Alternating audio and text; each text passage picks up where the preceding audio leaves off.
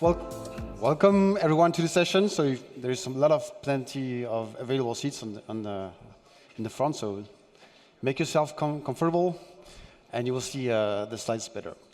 All right. So welcome to this session. It's going to be what agent to trust within your Kubernetes environment: Falco, Tetragon, or KubeAmor. In fact, I did that talk at KubeCon Salt Lake City, and what you're going to see here is the updated version of that talk.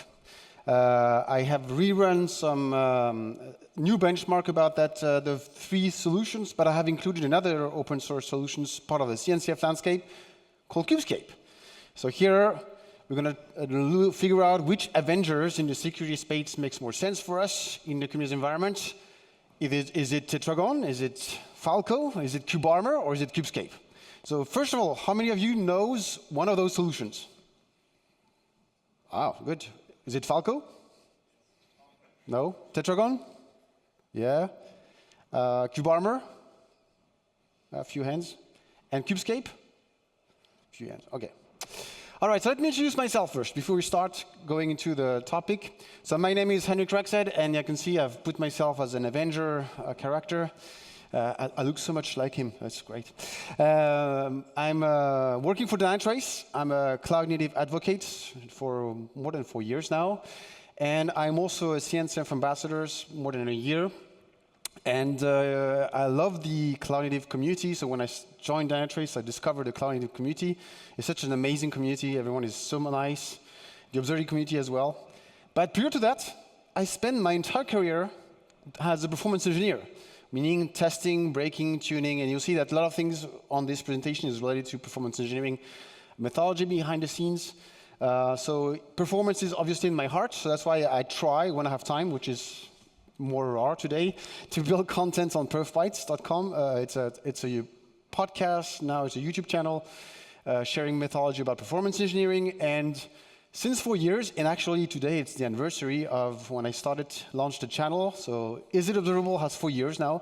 It's a YouTube channel dedicated to observability. So if you want to learn about observability or how to observe anything, check it out. It's free. And yeah, and also if you don't like it, just let me know. All right, so enough of speaking myself. Small disclaimer before we start. When I did that benchmark, I can guarantee that no Spartans, no Eagle, no Shields, everyone was treated very well.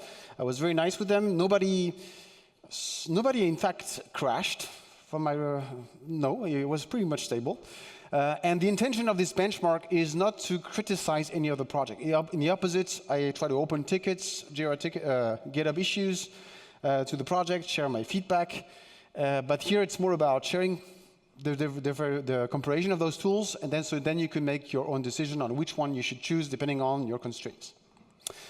So let me present the various superheroes here. So we have the oldest superhero, which is on the top right, which is Falco. Falco from the SysDig project, out there since many years.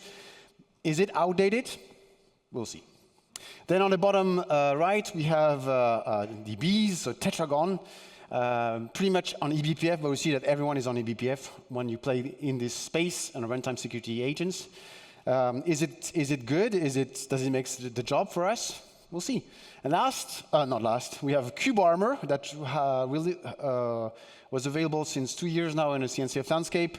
Behind the scene is Equinox, the company. Very interesting, new player, different slightly way of handling the security aspects. And I've added KubeScape, which is from Armo behind the scenes. Armo is not doing only runtime security. It's doing much more things than this. So you see that I've included the runtime security, but keep in mind that it's doing a broader coverage on security aspects.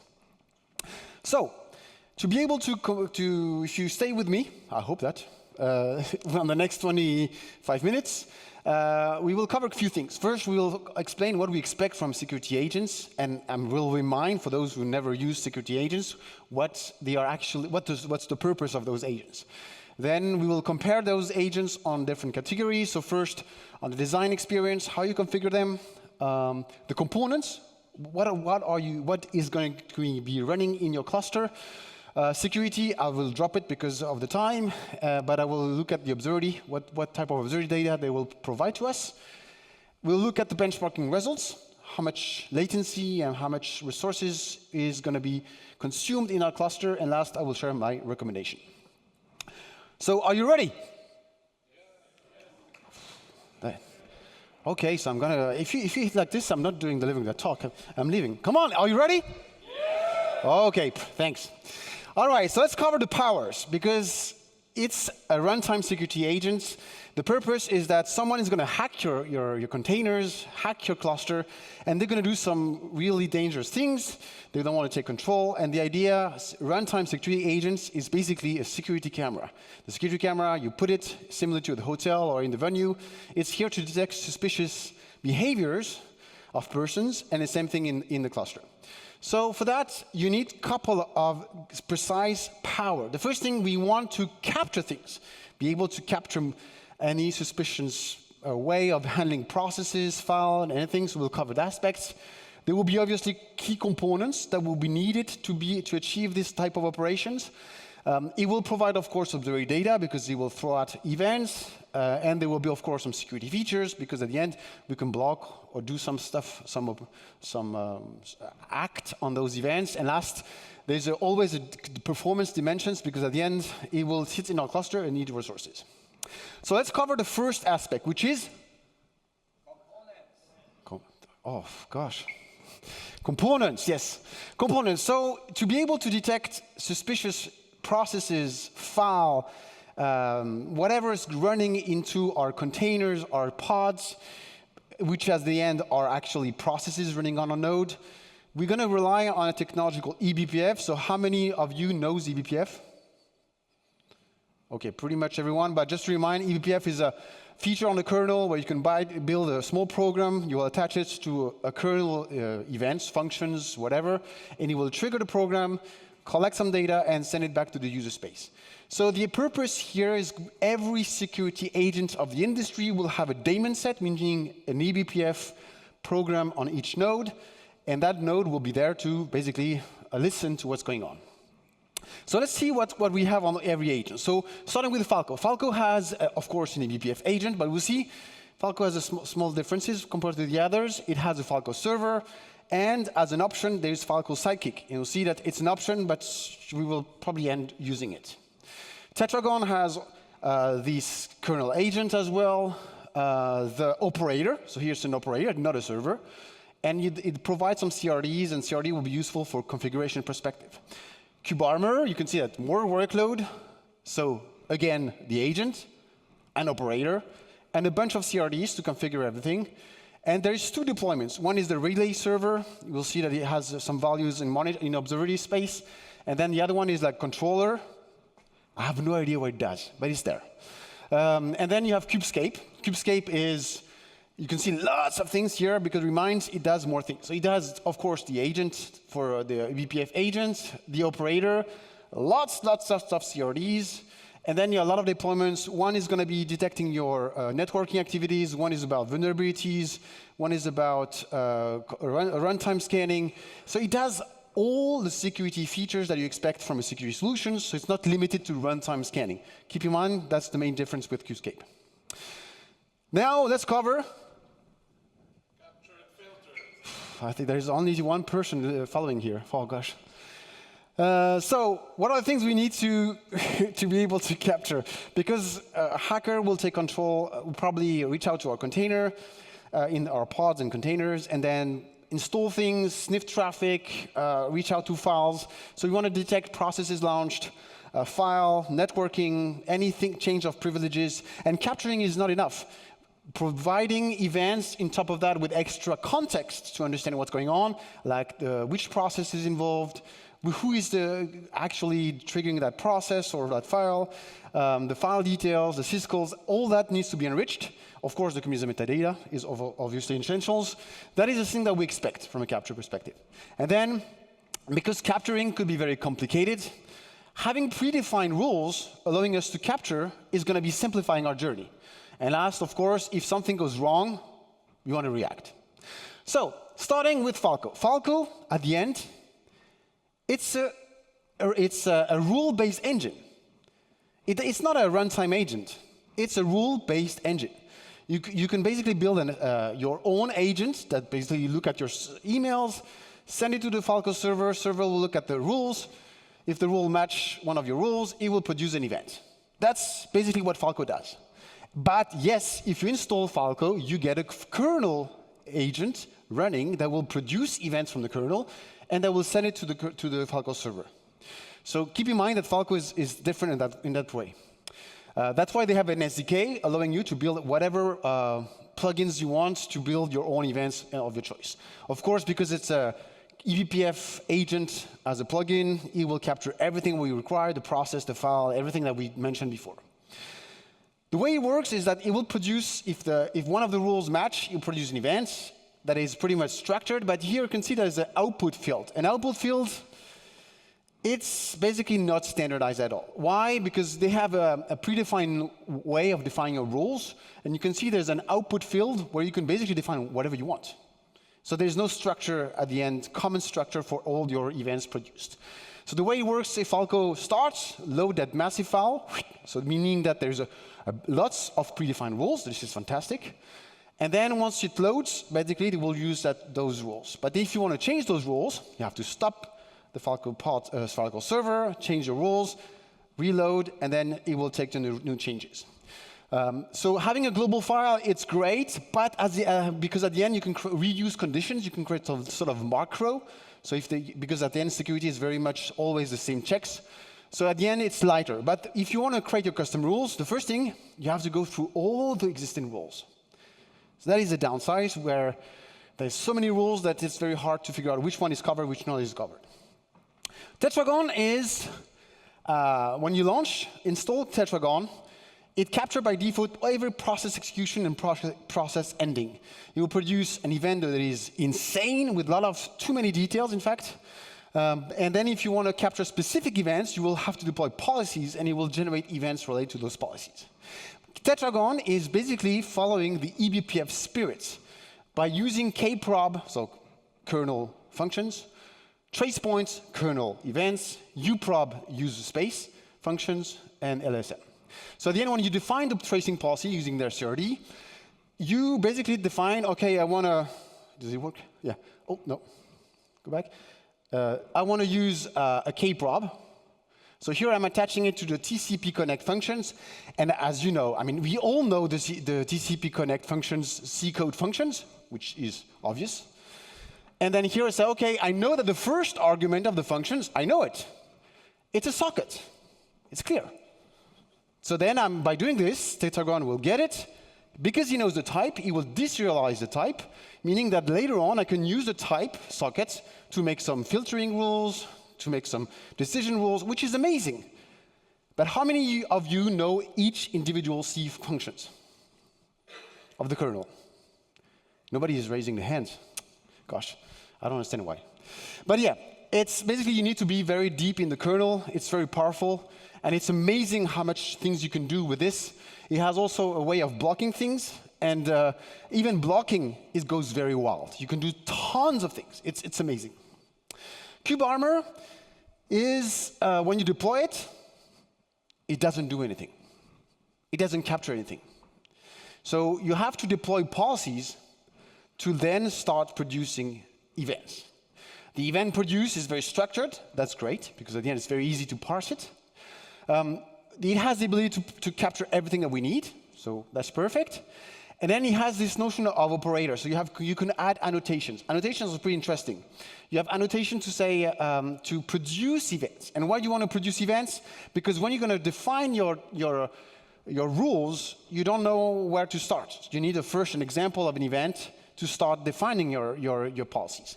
So you will turn on with the annotation, oh, I want to have on that namespace, I want to have the file events or the process or the network. And then you will produce that, and you can look at and produce the actual rules.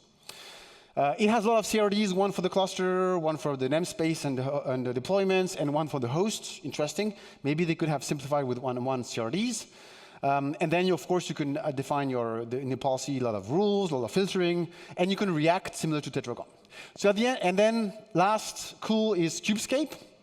KubeScape is When you deploy it, it has predefined rules. It will capture tons of things automatically. And one thing which is very smart with KubeScape, the difference with the other, it has a learning phase.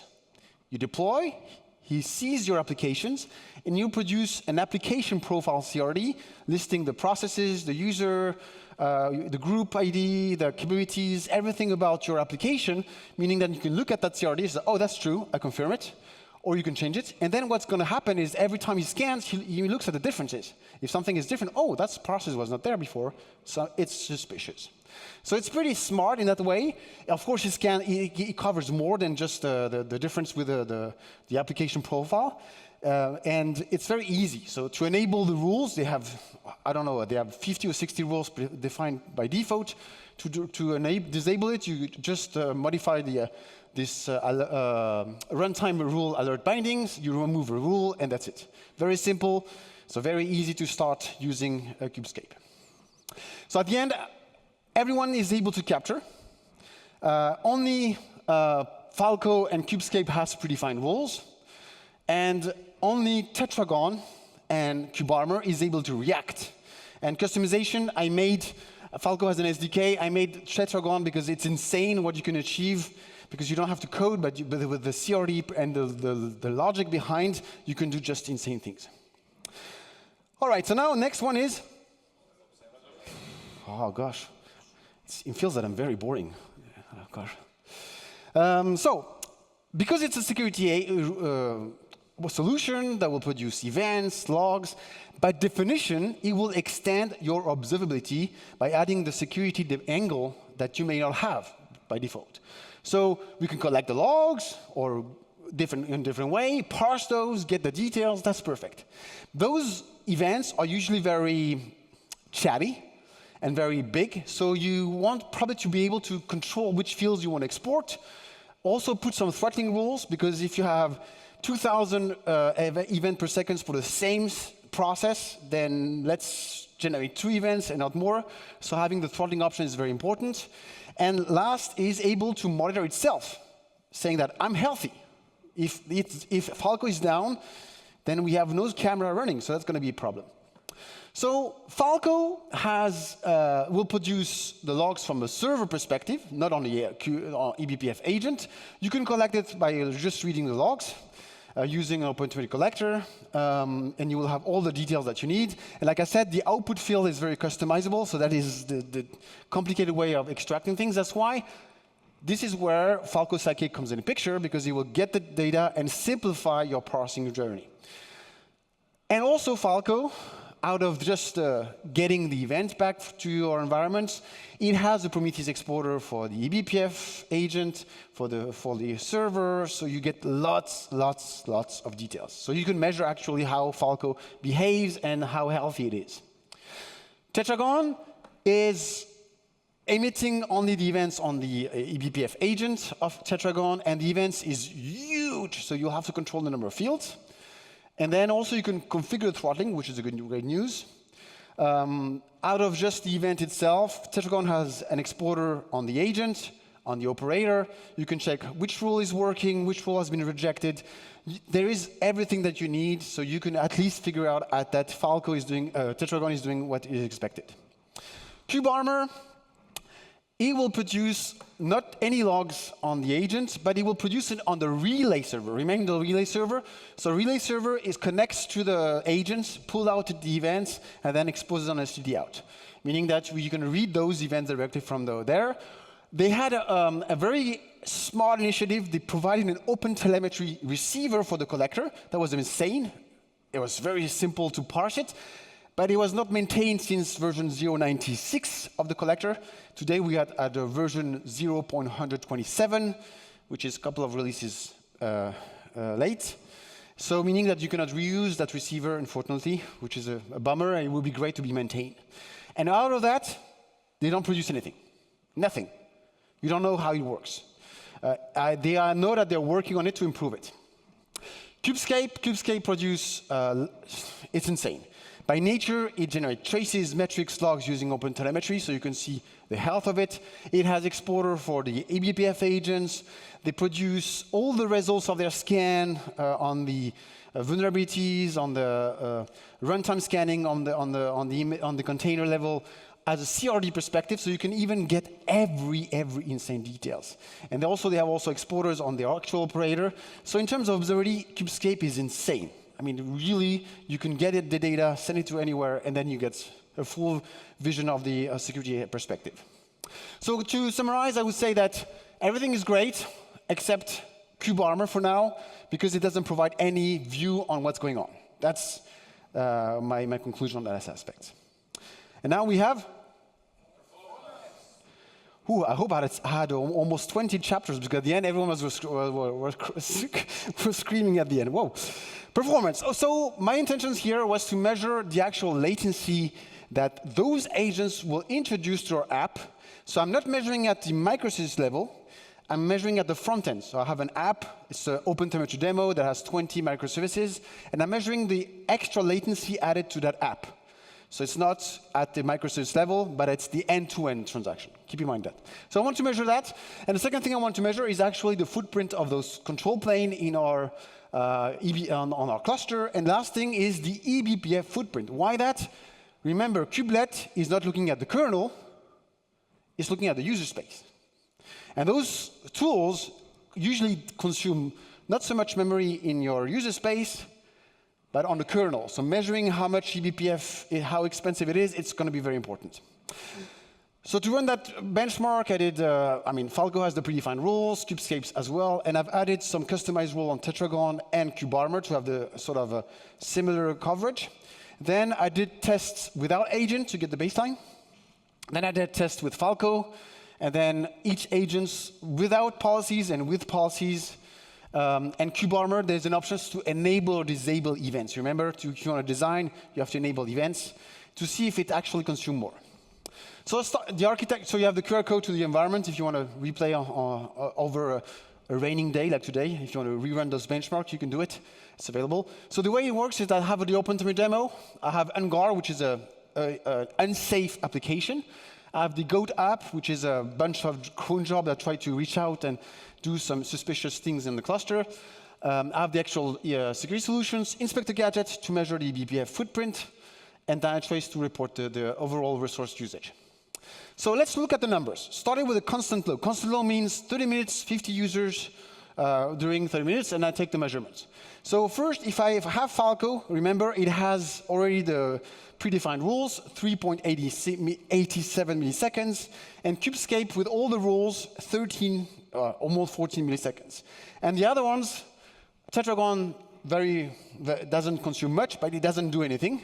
And KubeAmor doesn't do much, but add 5 milliseconds on top of the actual response times. In terms of control plane, KubeScape in memory is the most heavy one, but keep in mind that it's not doing only runtime security, but more. On the CPU side, it's going to be Falco. Falco is the most expensive in CPU. And now if you look at the ebpf layer, it's going to be KubeScape in the CPU side. So this is the CPU on the ebpf. And the second one is going to be Falco. And the third, the purple one is, the pink one is KubeAmor. And on the memory on the ebpf, the top is KubeScape, Falco, Tetragon, and last KubeAmor. Now, if we introduce the policies, what's going to be the impact? We still have 3 milliseconds 4 milliseconds for Falco because it's already had the events. Same thing with KubeScape, nothing changed. And then Tetragon, you can see we jumped at 13 milliseconds. And then KubeAmor, almost 14 milliseconds, similar to KubeScape. In terms of resource on the control plane, it's a bit the same that we saw before. Now, if you look at the ebpf side, it's Tetragon consuming more, much more than the others. And then on the memory side, it's KubeScape who consumes the most. And now, other tests I did said, no, let's enable the events from KubeAmor perspective. And now I got 30 milliseconds from KubeAmor. The other one doesn't have that feature, so it consumes more. And then this is where KubeAmor starts to consume more resources because it produces tons more events, so more things on the kernel side. So in terms of summary on that side, I would say Falco is a beast in terms of latency, but in terms of CPU, it's pretty much intensive in the control plane perspective. Tetragon is interesting. I think KubeScape is by default, is introducing a lot of latency, but at the end, it's quite stable. It has more memory usage, but keep in mind it's not doing only runtime security. It's doing much, much more features than just runtime security. So if I had to do a conclusion, I would say if you have kernel expertise, you're down into the C code of whatever in your Linux environment, then Tetragon is insane. It's clearly insane. The onboarding journey is a nightmare if you don't have that skills.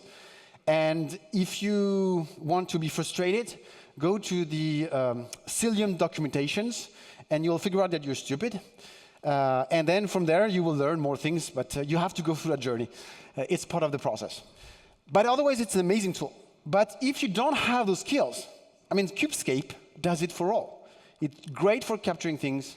It does vulnerability, malware, networking. It's insane. I think from that perspective, I love KubeScape for those reasons, and also from the observability that it exposed for us in our cluster. Small teaser, I have episodes on each solutions on my YouTube channel. Check it out. You have the QR code here. If you love it, the content, love it. If you hate the content, let me know, because without solid critics, you're not going to improve your content. So if you hate it, let me know. At least I know that I need to improve things. And I have almost 2.30 seconds, minutes, time for questions. So thank you for listening. And if you have questions, I will be very interested to get your questions or your feedback or whatever you want.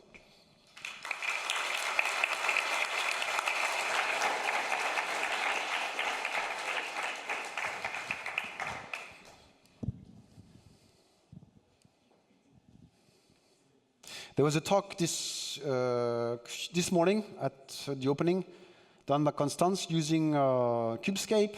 They try to use the standardized approach of, remember the application profile where you list everything? It's going to be like a sort of application SBOM for application. It will be interesting to store that, which processes, which user in general, like a footprint of the application. I think from a security perspective, it makes a lot of sense. Don't be shy. Any questions?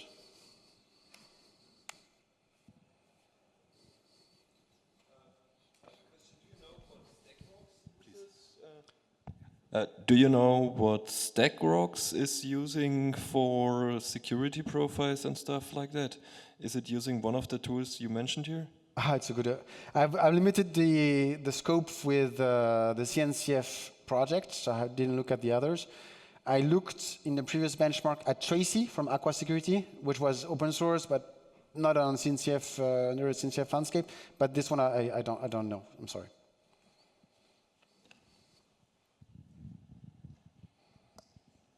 So first of all, thanks a lot. It was quite good and informative. So I'm quite new to this topic, and I want to get familiar more with this stuff. So from your perspective, if I want to start with one of these solutions, so which one should I go first with in order to, I mean, later on to see the difference and stuff? So what do you think? So I think if you are very stick to the security perspective and you don't have this kernel knowledge, KubeScape does the job. But then if you want to use a tool that uses the security, but then you say, oh, I want to create my own policy, but not for security, but for observability. Let's say I want to capture all the HTTP requests for between two endpoints that could payload or whatever, something that you may not be able to do with the other tools. Then Tetragon is built for that. I think Tetragon is, once you understand what you can achieve, basically it's a way of capturing things from an ebpf perspective without touching any C code, which is kind of great sometimes, to be honest. But I think in that way, I think it's great. But it depends on your use case. If you just want to stick to the security perspective and you don't want to jump into a very complicated topic, then KubeScape could make the job. Perfect. Thank you.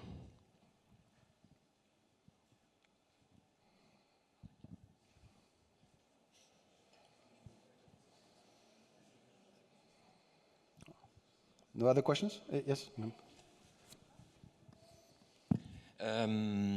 Did you also test the commercial products around Falco, provided there are some providers who share their rule sets and stuff like that, so you don't have the hassle to go through that. So it's an excellent question. So Falco, the commercial solution is just that give you an UI and simplify the stuff and everything. They have a way of blocking, by the way, called Talon. I think the solution is you can react on events from Falco. But I think the problem, keep in mind that it's an ebpf agent sending it to the Falco server, says, oh, there's an event, and then the event is sent to another block saying, oh, now I need to react. You only almost lost, I don't know, a few milliseconds. And a few milliseconds when you have someone who wants to do something very dangerous on the cluster could be kind of sensitive.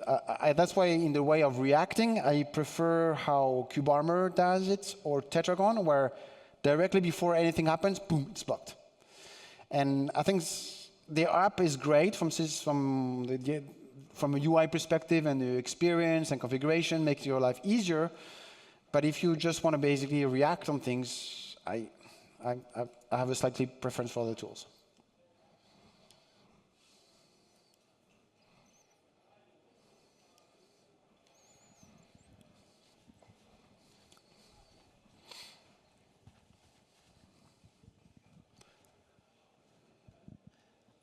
Thank you for your presentation. I want to know if it's better to use two tools at the same time to have maximum coverage of security. So excellent question. I forgot to mention that. Did you see the impact of the ebpf on KubeArmor? And it's true for everything using ebpf. If you have ebpf for security with lots of complicated and expensive profiles, plus you add observability stuff using on ebpf, plus you add whatever running, keep in mind that this is going to run on your kernel. And like I said before, kubelet doesn't know, he doesn't check the kernel. He can say, hey, my node is great, but no, it's not great, the kernel is suffering, and then your node is not responding anymore. So I would say try to limit to one solution, putting ebpf probes on your kernel, then having tons of ebpf stuff running. And also when you apply your security profiles, measure them. Because if you do stupid things, then you will see it on how your cluster will react. Because if you capture every event, keep in mind on how many CPU is going to be, how many things going to happen on the kernel side plus the memory, it will have an impact somewhere. It's still a server at the end. So that's why, if I apply rules, control what type of rules you're applying in the cluster.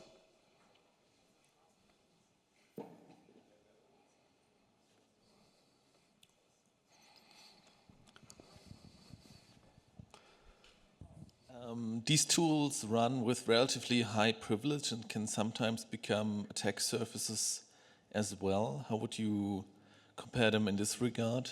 Could you repeat the question? I mean, these tools run on the kernel and with high privileges and can be attacked as well. Yeah, anyway, any solution that requires ebpf requires very, very high privileges. So at the end, if you're a hacker in the room and you're listening, the first thing is try to sniff if there's an ebpf component on the cluster and take control of that, and then you're the king.